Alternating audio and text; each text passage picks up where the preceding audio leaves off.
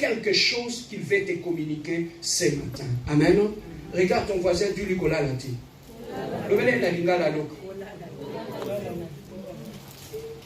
En français maintenant, dis-lui en français.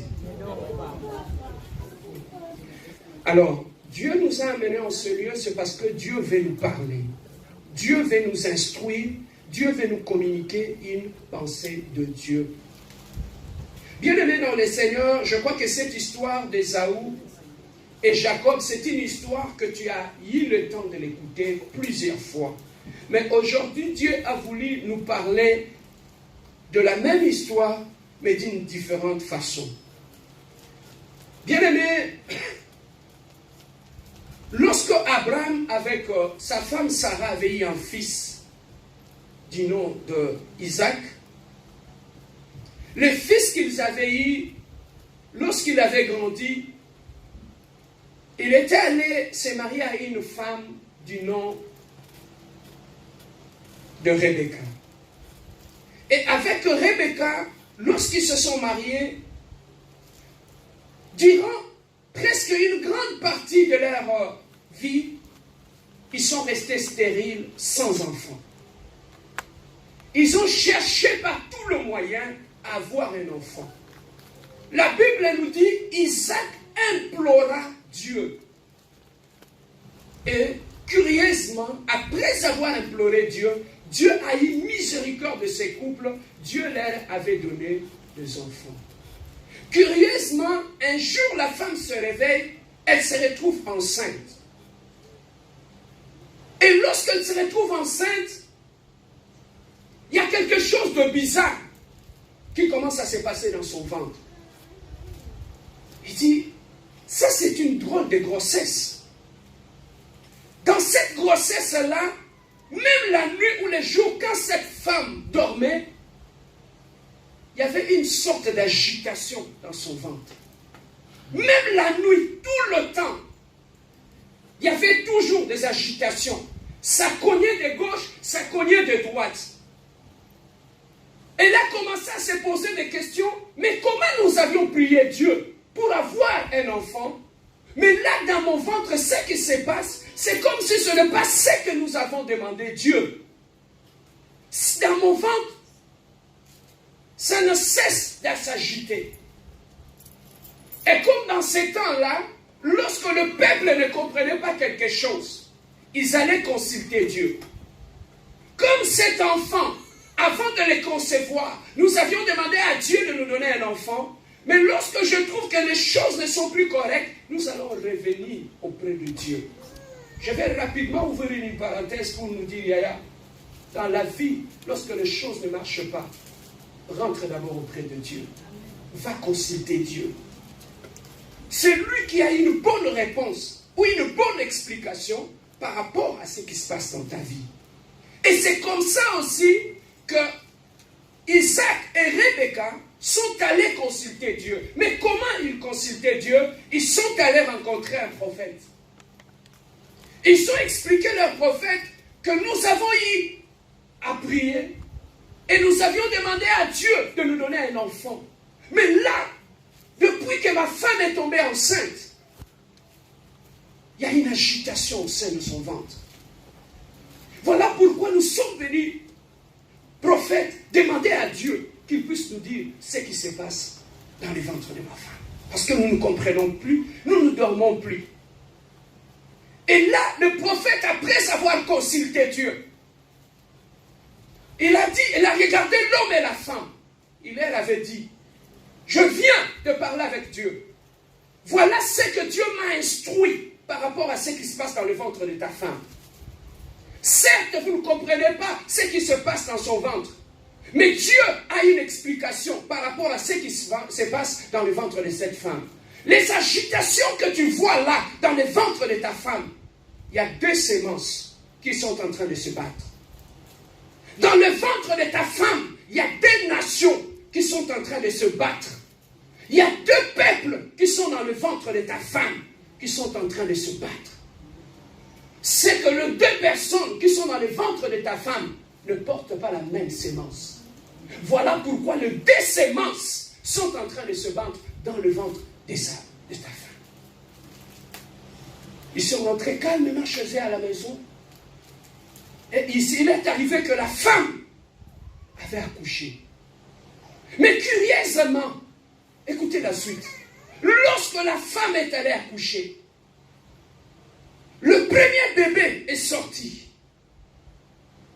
Pendant qu'on était en train de recevoir le premier bébé, curieusement, le deuxième bébé qui était dans le ventre de la femme avait tenu les talons de son frère. Ce sont des signes qui sont bizarres. J'étais enceinte, ça s'agitait, on ne comprenait pas. On nous a parlé qu'il y a 2 nations dans le ventre de sa mère. C'est compliqué, hein? Tu ne comprends pas un jour où on te dit qu'il y a 2 nations qui sont dans ton ventre. Il y a 2 peuples qui sont dans ton ventre. Ça vient d'où? C'est pourquoi tu ne comprends pas. Tu as des points d'interrogation dans ta tête. Mais là, dans ton ventre, ça continue à se cogner et à s'agiter. Jusqu'à ce que Dieu a dit, il y a 2 peuples qui sont là. Il y aura un grand frère, il y aura un petit frère. Mais Dieu leur avait dit, le petit frère va dominer sur le grand frère. Donc Dieu leur avait déjà révélé la source ou la cause de ce qui s'est passé dans le ventre de cette femme. Et curieusement, lorsque la femme est allée accoucher, au lieu d'accoucher normalement, comme tout le monde, curieusement, il y a des signes qui se passent. Voilà pourquoi je dis toujours, ne jamais négliger tout ce qui se passe comme signe lors de la naissance d'un enfant. Il y a toujours un message de Dieu lorsque les enfants naissent. Ce qui se passe dans la vie de tes enfants aujourd'hui, tu peux les comprendre par rapport aux signes. Depuis la conception de cet enfant jusqu'à sa naissance, chaque enfant vient avec un message. Chaque enfant vient avec des signes. Ce que tu vois dans ta vie aujourd'hui, dans la vie de ton enfant, si tu avais un sens de discernement, tu allais comprendre beaucoup de choses depuis la conception et la naissance de cet enfant.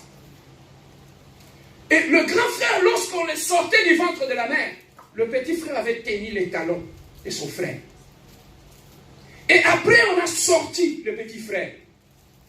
Pour lui, il pensait que c'était une situation normale. Ça peut arriver, c'est normal. Les 2 enfants continuaient à grandir. Et quand ils grandissaient, ils ont atteint l'adolescence jusqu'à l'âge mature. Ils ont donné le nom au premier. Celui qui était né le premier, il s'appelait Ésaü, celui de grand frère. Celui qui venait après, on l'avait appelé Jacob. Celui qui est venu après. Et la Bible nous dit, pendant que le grand frère grandissait, il a développé des habiletés et il était devenu un chasseur. Est-ce que tu peux dire un chasseur? Il était devenu un chasseur. Donc lui, toute sa vie, c'était d'aller chasser. Pour manger, il devait chasser. Or, un chasseur, il devait tuer pour manger. Il devait semer la mort pour manger. Donc, dans la vie de cet enfant qui était né, il est né avec l'âme d'un chasseur, d'un guerrier. Lui, sa vie, il n'était pas un cultivateur, il était un chasseur. La même matériau bien, vous comprenez ma vie. Il était un chasseur. Il sortait, allait à la brousse pour aller chasser. Mais nous savons très bien, lorsque vous prenez un forêt, dans la forêt, lorsque, bien aimé, il y a de brebis, ou il y a de becs dans la forêt, lorsque vous prenez quelqu'un de la race d'Ésaü, vous le mettez dans cette brousse, vous le laissez du temps. Comme c'est un chasseur, son instinct c'est de tuer. Il va exterminer tous les animaux. C'est une race de chasseurs. Ésaü ne levait pas. Il n'y avait pas de coq de poule où il y avait de l'élevage. Non. Lui, dans sa vie, c'était de tuer pour se nourrir. Donc, la mentalité qui était dans Ésaü, c'était que pour qu'il aille tuer, il devait avoir faim. Donc, lorsqu'il avait faim, il sortait pour aller tuer. Donc, il agissait par rapport aux besoins qui se manifestaient à l'intérieur de lui. Il n'était pas un cultivateur, il n'était pas un éleveur, mais c'était un chasseur. Un chasseur, bien-aimé, lorsque vous le laissez dans la brousse, il peut tuer tous les animaux. Après un certain temps, lorsqu'il n'y a plus des animaux, il va faire quoi? Il va mourir de faim. Parce que lui, il n'a pas la notion de l'épargne. Il n'a pas la notion de l'élevage. Il ne sait pas comment élever. Il ne sait pas comment planifier son avenir. Lui, pour lui, ce qui est le plus important, c'est lorsqu'il a faim, il s'élève et il tue. Donc cet homme, dans sa vie, il était né déjà avec un principe de destruction au fond de lui. Il est né avec la mentalité d'une personne qui n'investit jamais, qui n'élève jamais, qui tue. Et il le tue par rapport à quoi? Par rapport à ce qu'il ressent au fond de lui.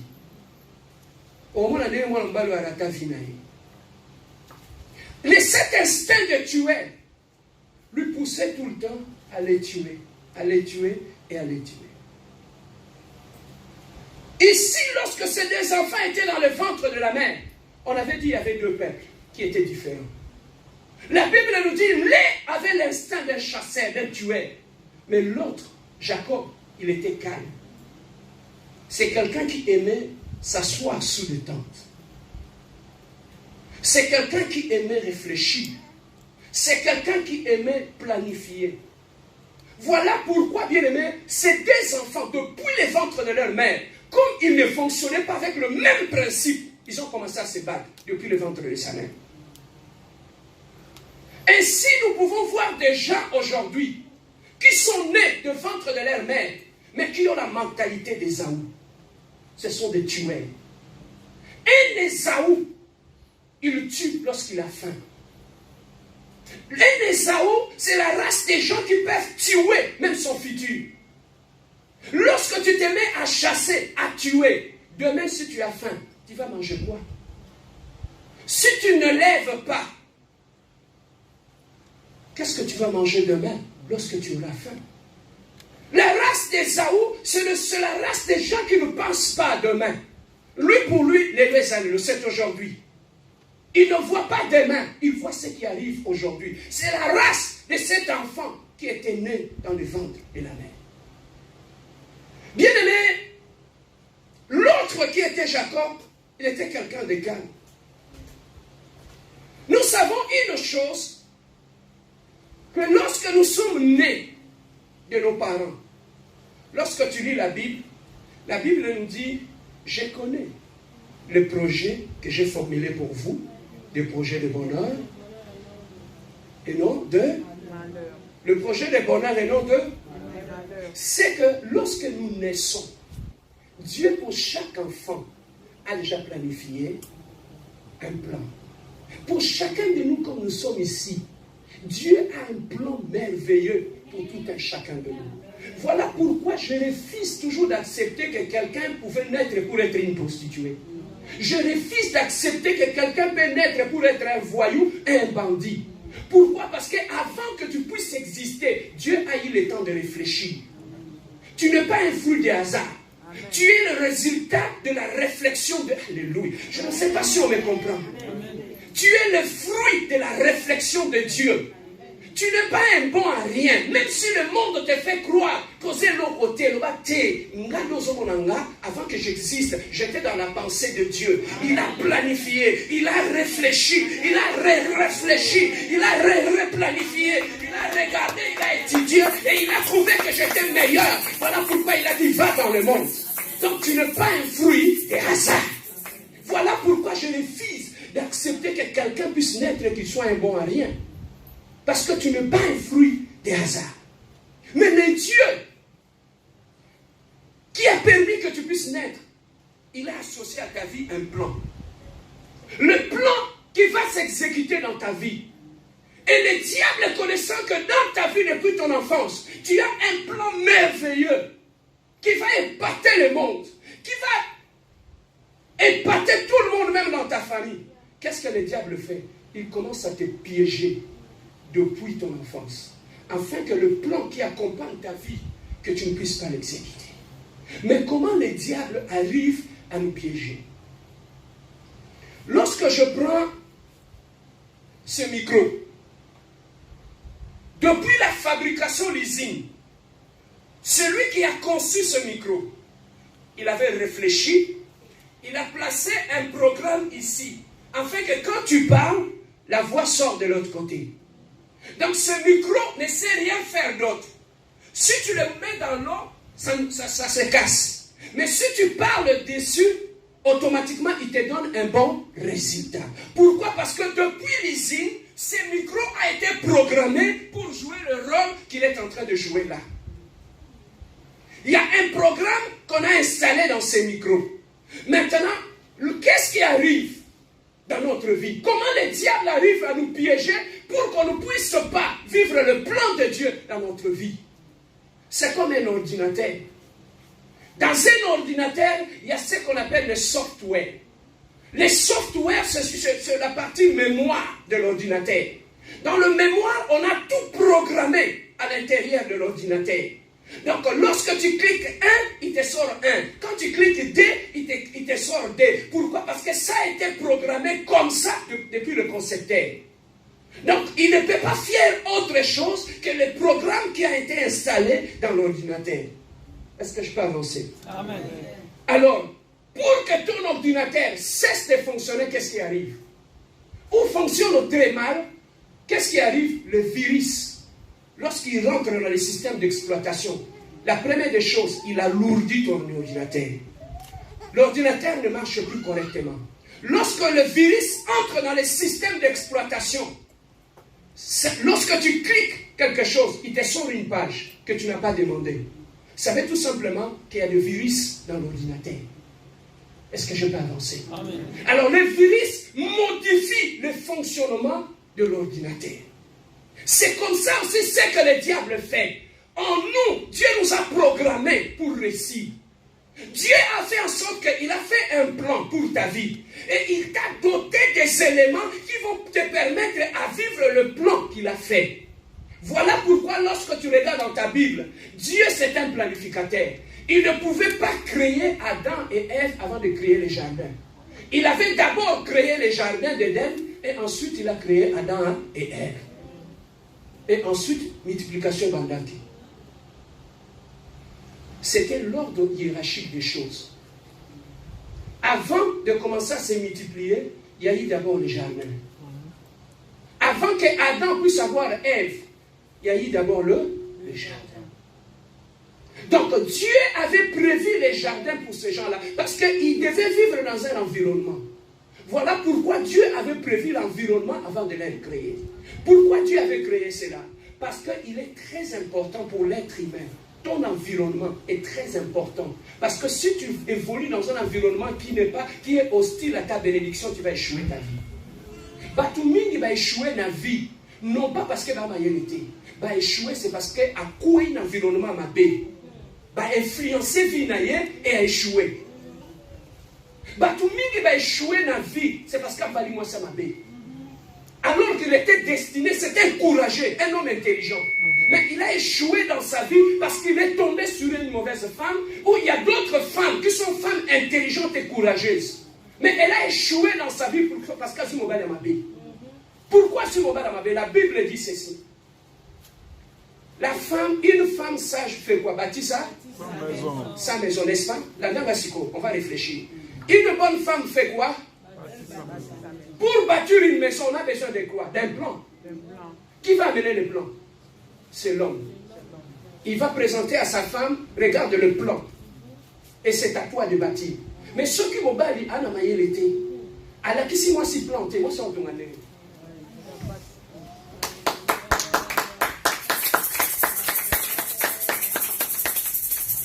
Jeune homme, avant que tu te maries, fais d'abord un plan. Le plan de ta vie. Amen. Et lorsque tu feras le plan de ta vie, c'est alors que tu trouveras une femme. Tu vas l'expliquer le plan de ta vie. Amen. Maman, on te bandia, tu vas là-bas na boy, tu vas épargner boy, tu vas ça la boy, tu vas vendre boy. Moi, si tu as côté, à ça la carte confusion t. Aïe de pas nyako tia likolo, nzela ni nyako leka. Mais yo moko mobali soko yebi nzelo so kendete. Comment on l'accent moi sinzela. Amen. mabala mingi ezokufa non pas mpo babolingo eza te, bolingo eza me baa na plan te. sikoyo yebisanga ndako nini bakotonga sans plan.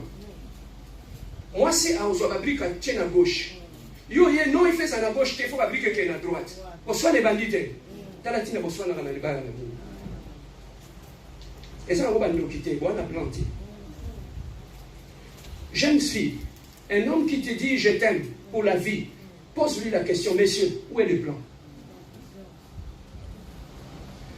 Une femme sage ne peut bâtir une maison que là où un homme sage et prudent a planifié quelque chose. Est-ce que je peux avancer? Alors, il y a un plan. Voilà pourquoi, bien aimé dans le Seigneur, Dieu, lorsqu'il nous crée, il nous prédestine pour réussir. Voilà pourquoi tout ce que tu vois dans la Bible qu'on a écrit comme le fruit de l'esprit. Le fruit de l'esprit, c'est le programme ou le software que Dieu a installé en toi pour que ça puisse te permettre à bien réfléchir, bien parler, bien marcher, bien juger et enfin que tu puisses réussir ta vie. Mais maintenant, lorsque nous existons, qu'est-ce que le diable fait? Il entre dans ta vie, il installe un virus. Le virus va t'empêcher de fonctionner de la façon que Dieu avait prévu que tu puisses fonctionner. Et le virus va t'amener à fonctionner d'une manière qui va combattre ta propre bénédiction. Diable a piégé, on va dire qu'on détruit la bénédiction. C'est ça la mentalité des hommes. Esaü, il savait que là où nous sommes, je pouvais élever des coqs, élever des poules, pour que demain, si j'ai faim, je peux aller prendre, tuer et manger. Mais Esaü n'avait pas cette mentalité-là de prévision. Esaü, c'était l'élo. Quand j'ai faim, je tue. Oh, et voyez, je ne sais pas. Voilà ce qui nous fait échouer dans la vie. Quand on a une mentalité d'Esaü. Et cette mentalité, nous allons voir où est-ce que ça nous conduit. Et un jour, la Bible nous dit, Esaü, il est allé à la chasse. Il a eu faim. Comme c'est quelqu'un qui n'épargnait pas, il est revenu à la maison. Il a vu son petit frère Jacob, qui était en train de préparer un plat. Il a senti l'odeur. Il est allé voir son petit frère. Il dit, petit frère, j'ai faim. Mais comme Esaü, c'est quelqu'un qui habitait sous les tentes. Quelqu'un qui aimait le calme. Quelqu'un qui aimait la réflexion. Jacob, il aimait la réflexion. Quand il a vu son frère venir lui demander à manger, il dit c'est l'occasion. N'oublie pas, depuis le ventre,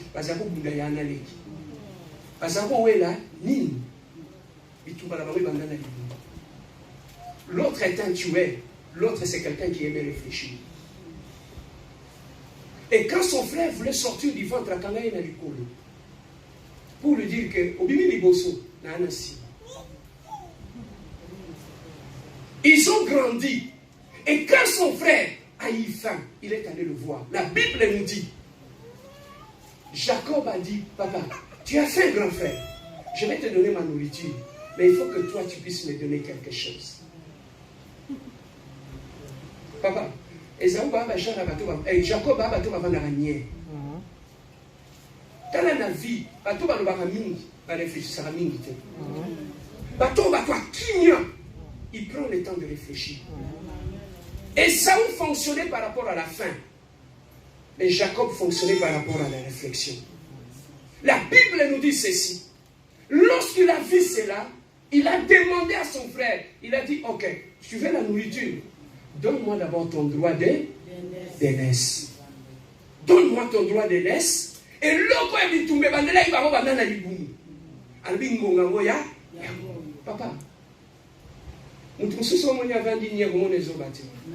il est en train de réfléchir, il attend le bon moment.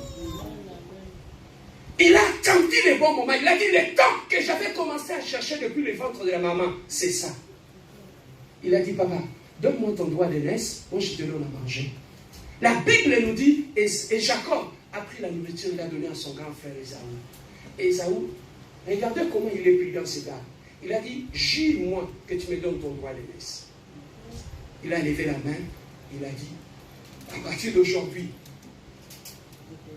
tu regardes, son grand frère, tu vas planifier à côté.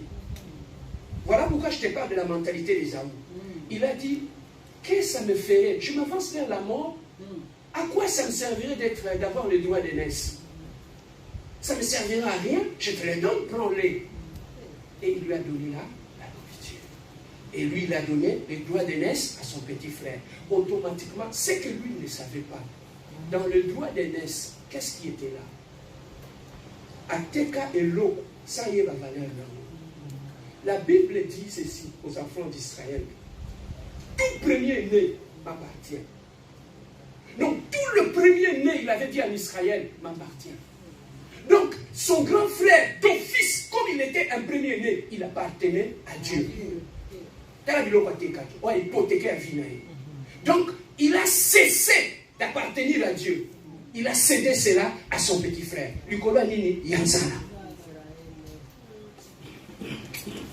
Est-ce que je peux avancer? Amen. Ça, c'est la première des choses que Ésaü avait perdu. Le droit d'aînesse. Et il a perdu son appartenance à Dieu. La deuxième des choses qu'Ésaü avait perdu, leur ancêtre, c'était Abraham. Dieu avait béni Abraham. Il avait fait une alliance avec Abraham. Il a dit, Abraham, moi je te bénirai. Même les enfants de tes enfants, je vais les bénir. Automatiquement, comme il a cédé les droits d'aînesse, il a aussi cédé la bénédiction d'Abraham à son frère.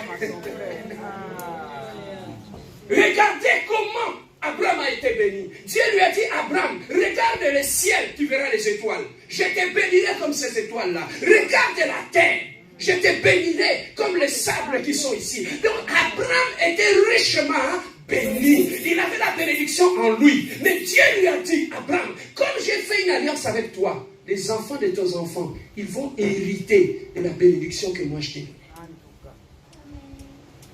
À cause de Yanzara, il a dit, il a perdu la bénédiction d'Abraham. Il a cédé à son petit frère. La troisième des choses que Ésaü avait perdu, en Israël, tout le premier-né était d'office des sacrificateurs dans la famille. Donc, un sacrificateur. Il a cessé d'être un sacrificateur. Il a cédé cela à son petit frère. Donc, son petit frère était devenu comme le sacrificateur de la maison. Il a perdu trois choses. Son droit d'aînesse, la bénédiction d'Abraham, et il a perdu aussi sa place d'être un sacrificateur dans la famille. Mais maintenant, regardez des choses qu'il avait perdues. Il a cessé d'être un sacrificateur dans la famille. Les sacrificateurs, c'était des gens qu'on respectait, qu'on honorait. Il a perdu cet honneur-là dans la famille. Mais pourquoi? Ce qui est plus dangereux, c'était quoi? La Bible dit, Jésus-Christ, lorsque le rideau du temple était déchiré, il avait fait de nous tous un royaume de sacrificateurs. Donc nous sommes tous en Jésus devenus des sacrificateurs. Même Jésus-Christ l'a dit. Il a fait de nous un royaume de sacrificateurs. Mais Ésaü ne connaissait pas ces choses. Il a cédé cela. Donc Ésaü spirituellement, on n'a pas vu physiquement des choses que Ésaü avait données à son frère. Lorsque le transfert se faisait, on ne l'a pas vu. Il a utilisé la parole.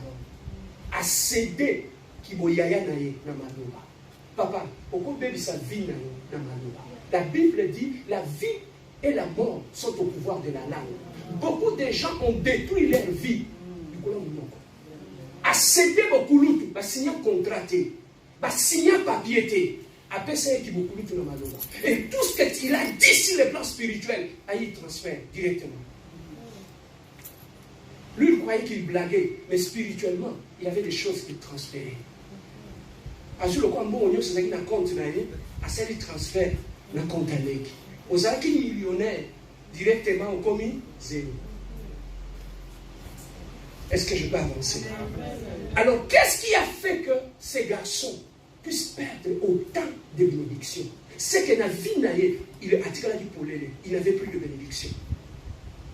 Donc, partout où il pouvait aller, il n'avait plus de bénédiction. C'était son petit frère qui a eu la bénédiction. Mais qu'est-ce qui a fait que Ésaü puisse perdre sa bénédiction? C'était la mentalité qui était en lui. La mentalité qui était en lui, c'était quoi? Lorsqu'il reste à la maison, il a faim. Il prend son fusil de chasse, il s'en va dans la forêt chasser. S'il chasse, il tue. Il rentre dans la maison, il mange et puis c'est fini. Il ne pense plus à demain. Ça, c'est une mentalité d'Ésaü. Une mentalité d'Ésaü, c'est la mentalité des gens qui fonctionnent quand ils ont faim. Ils sont capables de tuer, aussi capables de tout. Il tuait quand il avait faim. Il a cédé les droits d'aînesse quand il a eu aussi faim. Il a cédé. Sa position spirituelle, il a cédé ses bénédictions, il a cédé même son avenir à son petit frère. Voilà comment cet homme, qui sont nés de la même mère, du même père, et il a perdu la bénédiction du jour au lendemain, par manque de l'intelligence. Et maintenant, qu'est-ce qui se passe par la suite? Lorsque, bien aimé, dans la famille, celui qui était le premier-né, le jour que le père meurt, c'est lui qui va avoir l'héritage de papa. Il va remplacer directement papa, parce qu'il y a des mois dans les bossos. Il a perdu ça aussi. Et quand le père est devenu vieux, fatigué, il a dit, Ésaü, va me chercher à manger, prépare-moi la bonne sauce, amène-moi ça quand je vais manger.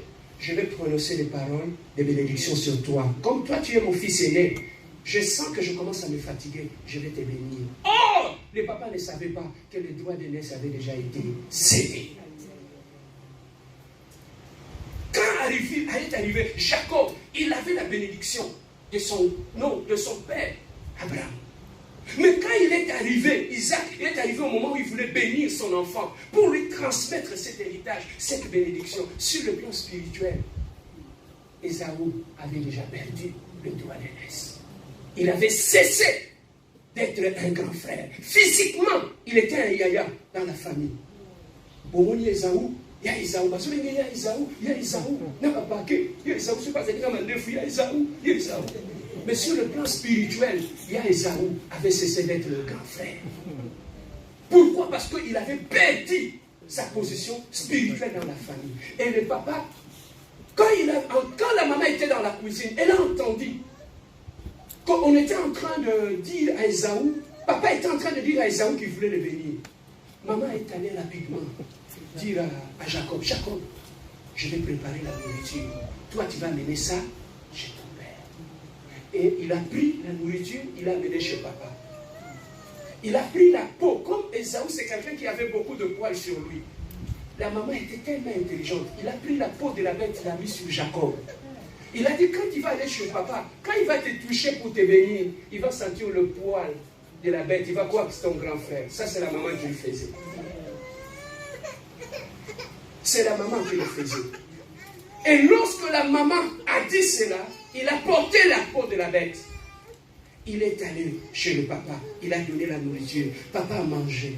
Quand il a touché, il a senti le poil. Papa a dit, Ésaü, quand je te touche, je sens la peau d'Ésaü. Mais quand tu parles, j'entends la voix de Jacob. Mais comme il avait déjà sorti dans sa parole qu'il va bénir son fils aîné avant sa mort, il a libéré les paroles des bénédictions sur Ésaü. Il a commencé à bénir Jacob. Il a commencé, toi Jacob, tu seras grand, tu vas aller de l'avant. Toutes les bénédictions que moi j'ai, je les dépose sur toi. Ésaü, Jacob a été béni. Pourquoi Jacob a été béni? C'est parce que Jacob était attaché à la maman. Jacob, si elle connaissait ce secret-là, parce que Jacob était d'abord attaché à sa mère. La Bible nous dit, Jacob, c'est quelqu'un qui aimait rester sous les tentes. C'est quelqu'un qui était calme, d'esprit et de l'âme. Et la maman venait tout le temps parler avec Jacob. La Bible nous dit, la mère aima Jacob. Mais maintenant, je me pose des questions. Tu as des enfants au beau tu m'as passe. Mais qu'est-ce qui fait qu'Olini Mokobo nous souffre? Hein? Et Dieu a aimé. Et la Bible nous dit, le seul fait que la maman était attachée à Jacob, c'est la raison pour laquelle il avait donné les secrets à son fils. Pour qu'il aille voir le père. Maintenant, il y a une révélation. La maman, c'est l'église. Le papa de Jacob, c'est Dieu. Si tu veux avoir la bénédiction du Père, tu dois t'attacher à la mère. C'est la mère qui te donnera les secrets du Père pour que tu sois béni.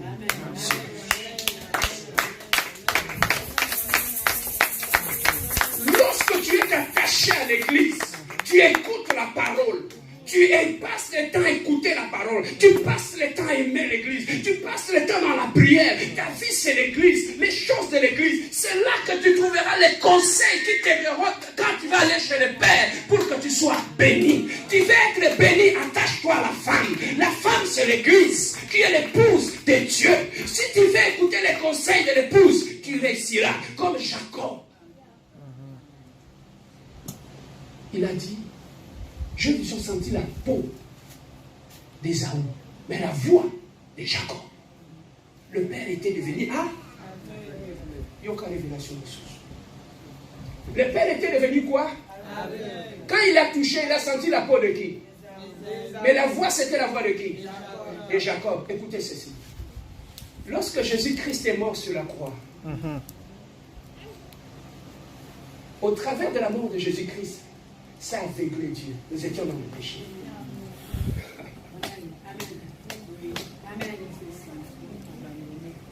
Le péché a aveuglé Dieu. Dieu ne nous voyait plus. Mais lorsque Jésus-Christ a pris notre place à la croix, maintenant Dieu ne nous voit plus. Il nous voit au travers de Jésus-Christ. Il nous voit saints. Il nous voit sanctifiés. Il nous voit. Alléluia. Voilà comment Dieu nous voit au travers de Jésus-Christ. Parce que le péché avait la vie aveugle. Il ne nous voyait plus. Mais la mort de Jésus-Christ a fait en sorte que Jacob a eu la bénédiction d'Ésaü. Mais ce n'était pas sa bénédiction en lui. Nous sommes bénis en Jésus. Oh, j'aime la parole. Oh, j'aime la parole. Nous sommes bénis en Jésus-Christ. Donc, la bénédiction que nous avons, ce n'est pas notre bénédiction. Nous étions morts au péché. Nous étions condamnés. Mais lorsque Dieu nous regarde, la Bible nous dit, Jésus-Christ, Dieu l'a souverainement élevé. Il est allé à la droite de Dieu, le Père Tout-Puissant. Et là où il intercède à notre faveur. Son salut m'a frappé. Il y a un intercesseur qui dit Papa Limbisa. Kaïse Koulousso. Kaïse Koulousso. Dans mon pays, il est comme. Zabalina frappé. Dieu dit Zabalina Libosso. Alors dit Seigneur, ne le frappe pas. Alléluia. Passe à la croix. Passe à la croix, passe à la croix, passe à ce que je fais à la croix. Ne risque pas pour lui, mais pour moi. Pense à la croix. Là, sache que quand tu es là, il y a un intercesseur. Et la Bible nous dit, il est notre avocat auprès de Dieu. Et à chaque fois que nous tombons dans la faiblesse, il y a un avocat. Attends qu'il est Jolayo. Attends qu'il est Fingayo. Il y a un avocat. Regarde ton voisin, dis-lui, j'ai un avocat. Oh, regarde ton voisin, dis-lui, j'ai un avocat. Oh, même si le monde me critique, oh, j'ai un avocat. Même si le monde me salisse, oh, j'ai un avocat. J'ai un avocat. Dis comme qu'il est là. Lui, il parle toujours en dernier. Mon Rédempteur s'élèvera les derniers. Quand on t'attaque, quand il s'élève toujours les derniers, à qui va te finir? Batakochola batelemi bafingi. So basilisi batako critiquer batelemi. So basilisi batalobi bo yebutu. Ana témoignage à bien été. So ba nyonso basilisi. Batalaka na suka. Il y a un avocat télé. Moi je le connais. Depuis 2000 ans sur la croix, j'étais mort pour elle. J'ai pris ses péchés. Elle n'est plus condamnée. À partir d'aujourd'hui, le verdict est non coupable. Ni condamné, ni coupable.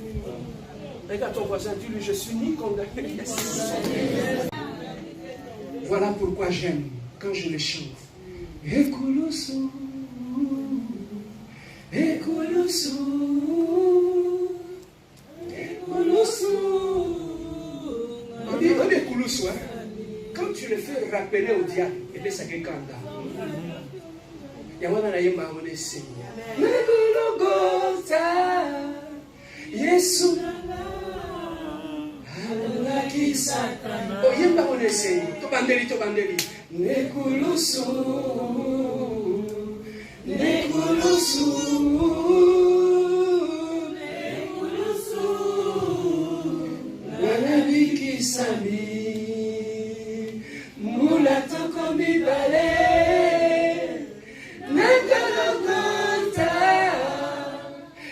à la croix.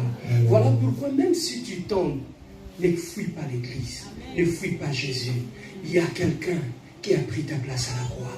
Il est toujours prêt à te pardonner. Il a dit que tes péchés soient rouges comme de la cramoisie. Je les rendrai blancs comme neige. Voilà pourquoi quand tu tombes, le diable, qu'est-ce qu'il fait? Il t'empêche d'aller à la croix. Il place la culpabilité dans ton cœur. Que toi, c'est fini. Il y a quelqu'un qui avait versé le sang, qui a payé le prix. Papa, je dis toujours aux gens, ma belle, mon côté n'a pas ça dans la vie.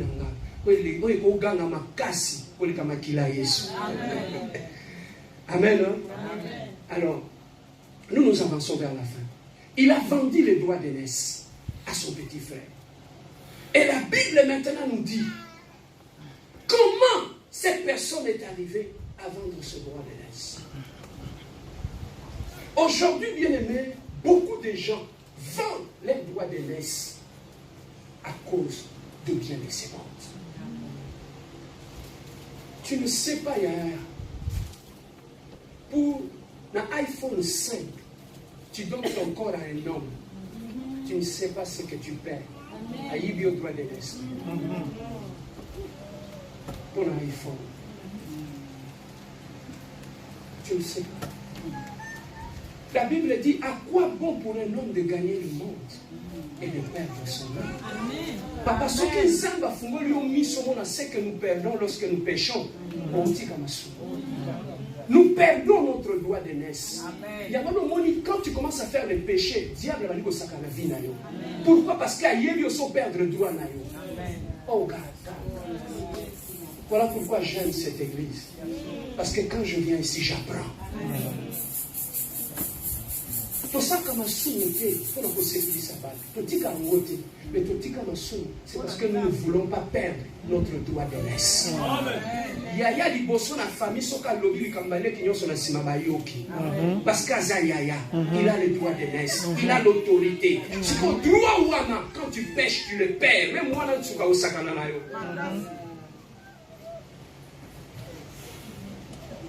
Amen. Amen. Tu perds, papa. Et ça ne l'eau comme un bêté la vie qu'on perd de droit d'aînesse. Bon, on a mis 5 dans la famille. Yo yaya li bosso zwati. Ba neki nyonso bazwi. C'est un problème dans la famille. Yo ko zamuta suka ba nobenga. Oya na réunion en famille, oya tetali ba moté. Oya de l'eau. Même mutu akufi, yo ko zali mutu asuka ba na robenga na famille. C'est tellement qu'on te place toujours en dernier. Et bien, ça a monté. Il y a un moment où il y a un absent de bosso monté, mais bébé, à Zouandoki, à comment on l'a battu la famille. Quand les gens, moi, mon défunt père disait tout le temps, Serge, je vous ai tous donné la chance d'aller à l'école, Botanga. Ce qu'on t'a invité, il y a un batangi, au coup, on t'aime à ma bé, au coup, on doki na bango. Est-ce que je peux avancer? Allez, qui, donc il est classe.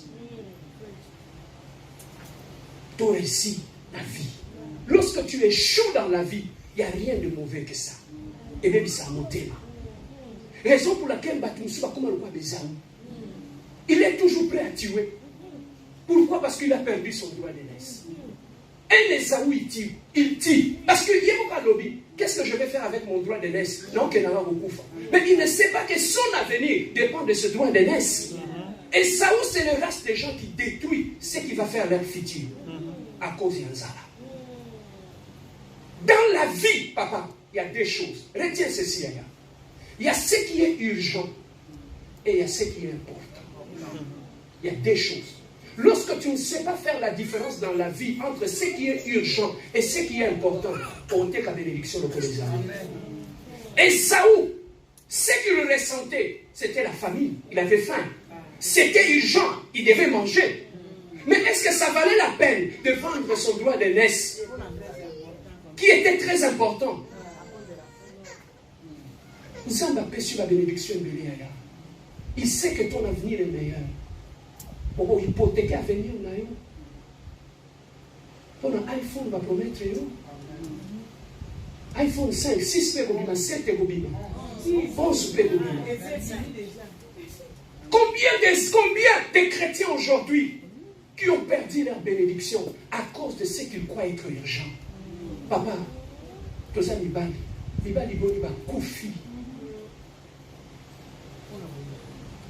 voit une femme belle. Elle est tellement belle. Ça brille dans son cœur. Mais tu faut la voir. Ok, aux yeux de la cité, aux yeux du roi. Combien de jeunes hommes qui sont morts à bas âge? Combien des Ésaü aujourd'hui? Parce que le désir, Yanzoto, est inouï. Il a obéi à ses désirs. Et automatiquement, il a perdu son avenir. Papa, ça fait plus de 19 ans avec Sarabat la délivrance. Je sais comment le diable détruit les vies des gens. Je sais comment le diable vole.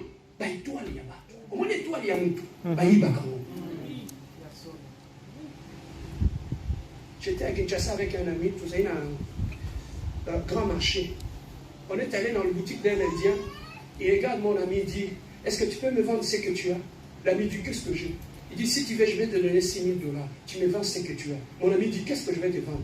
Il dit, ce que tu as sur ta main gauche. Il dit quoi? Il dit, ton étoile. Il dit, alors, dans 20 000 ce qu'on a mesure, il y a $6 000 à son étoile et amour. Alors, quelle est la valeur? Il y a étoile et amour. On dirait Kobo, parce qu'il y a une étoile. Au moment où il va conclure la vie, les gens vont tourner en rond, il y a une étoile.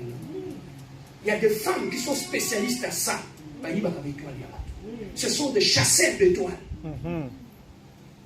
Et bien, soit comme étoile, nous avons une beauté qui est occultiste. Et c'est un business. Et Saoul a fait un acte physique, mais qui a eu des répercussions sur le plan spirituel. Il avait hypothéqué son avenir. Papa, sachez faire la différence entre ce qui est urgent et ce qui est important. Tu peux avoir certaines choses dans la vie, ça peut mettre de la pression sur toi. Ça te donne l'impression que c'est urgent, il faut, c'est urgent. Mais bien aimé, ce n'est pas important. Même si il est qui, au coup faté. Je peux aller dans un magasin acheter des habits, j'ai $100. J'achète des habits parce que je n'ai pas des habits. Mais quand je sors de le magasin, je me rends compte que ce qui était important, c'était une chaussure dans la sabbat. Est-ce qu'on a là la main? Voilà ce que les gens font dans la vie. Les gens échouent dans leur vie à cause qu'ils se donnent à ce qui est urgent. Ils négligent ce qui est important. Lorsque tu sais faire cette différence-là, il y a beaucoup de dépenses. Que ce soit en apoto, on les fait, on pense que c'est urgent, mais ce n'est pas urgent. C'est urgent, oui, mais ce n'est pas important. Chaque chose. Le diable utilise tout ce qui est urgent. C'est lui qui se cache derrière. Il te fout de la pression pour ça la dépense. N'avez pas vous pas vu, on a $1 000 en compte. Aussi, ici, à moi, pour monter les comiques. Pour commencer à gagner 1000 qui est moins dans l'andal. Le diable utilise tout ce qui est urgent. Il te fout de la pression. Ce qu'on exécute en haut, il hypothèque ton avenir. Combien de femmes aujourd'hui, même si ma balle en a à cause de tout ce qui est urgent. Non, quand je parle avec l'autre téléphone, il me dit de belles paroles, c'est un bel homme, il me dit que je t'aime. Oh, Jacqueline.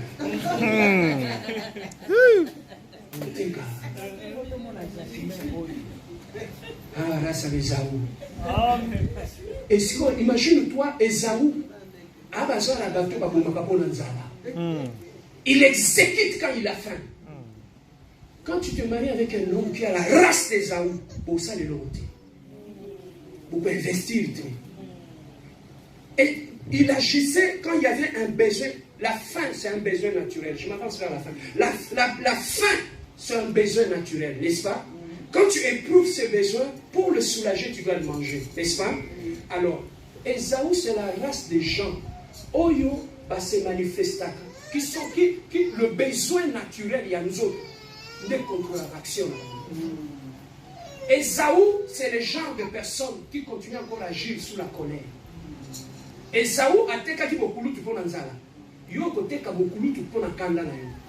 Pourquoi? Parce que Esaü, quand il avait faim, il ne réfléchissait plus. La jalousie. Et qu'on texte de bénédiction. Oui, il va fonctionner sur base de la jalousie. Esther a son bilamba sika.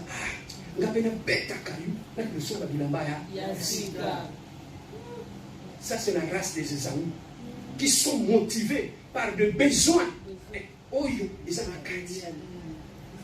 Mais Jacob, la Bible nous dit, c'était la race des gens qui habitaient sous les tentes.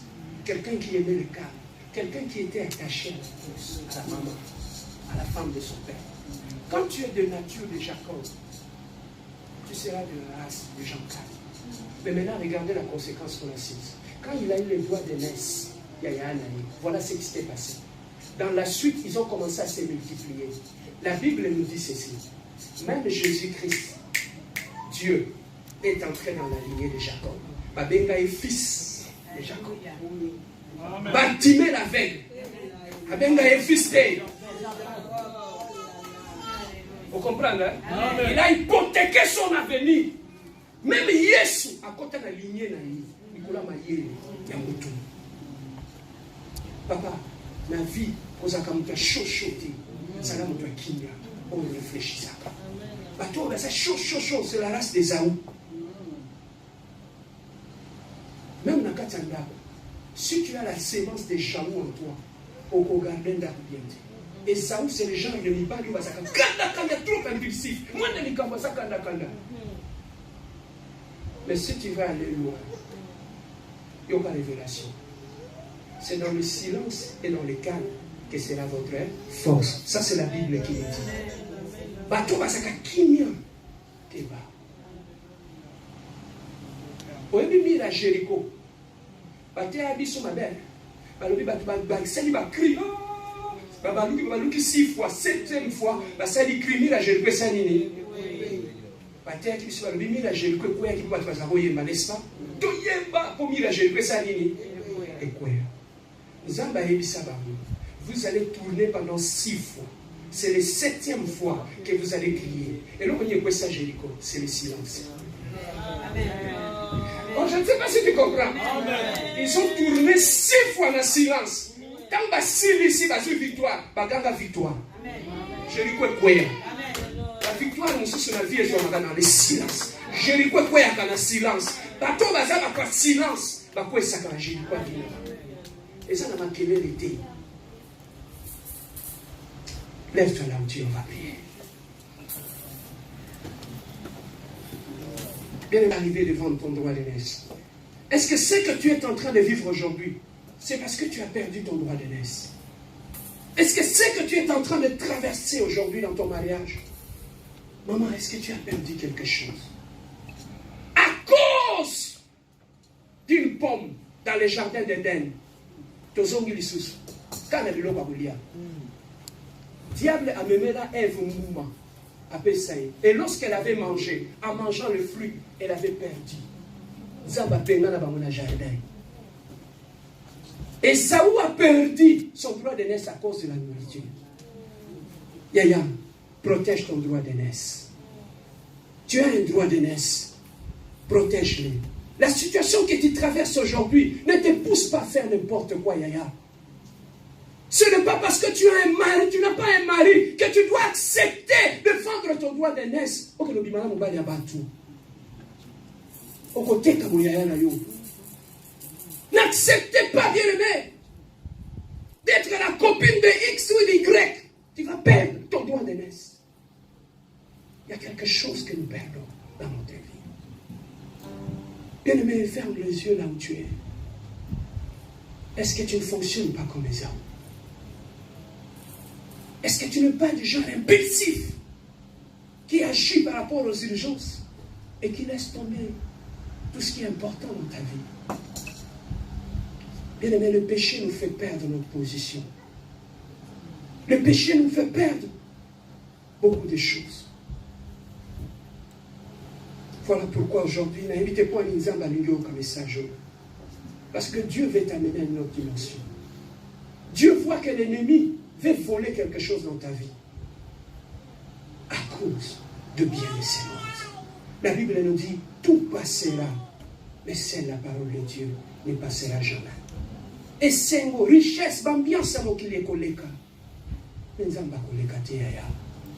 Ne perds pas ton âme. C'est attaché à Dieu. Ce n'est pas parce que tu es amis. On s'est attaché à Dieu. C'est parce qu'on a compris une chose. C'est qu'on a en Jésus est beaucoup plus valeureux que ce que le monde peut nous donner. Il y a un mot qui les a ne l'ont pas sauter.